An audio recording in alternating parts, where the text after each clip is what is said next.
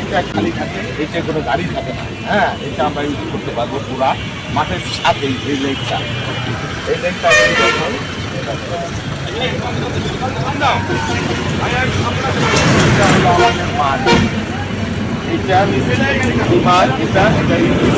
মাঠের পাশে যে একটা লেক রাস্তা, এই রাস্তা আঞ্চলিক রাস্তা, এখানে কোনো গাড়ি থাকে না। এইটাও আমরা ব্যবহার করতে পারবো, এটা জনসভার অংশ হিসেবে।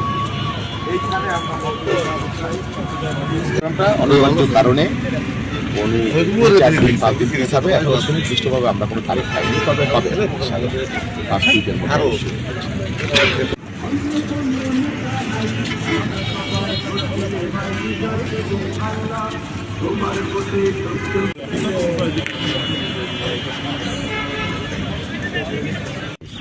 তারেক রহমান তো শুধু সাধারণ কোনো ব্যক্তির না, একজন মানুষ না, উনি বাংলাদেশের কোটি কোটি মানুষের আস্থা এবং নির্ভরতার ঠিকানা।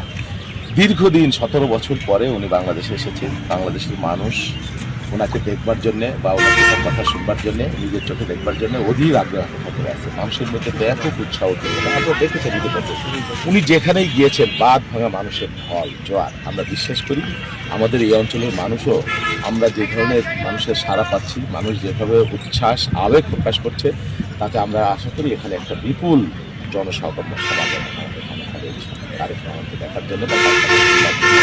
আমরা সেভাবেই প্রস্তুতি নিচ্ছি। না, প্রস্তুতি যে ওনার এইটা আমরা এইখানে যেহেতু বাংলা বালকল চত্বর কেন্দ্রিক বাস স্ট্যান্ডে এইখানেই আমরা চেষ্টা করবো। এইখানে আমরা ঠিক করেছি যে এখানে কথা বলবো।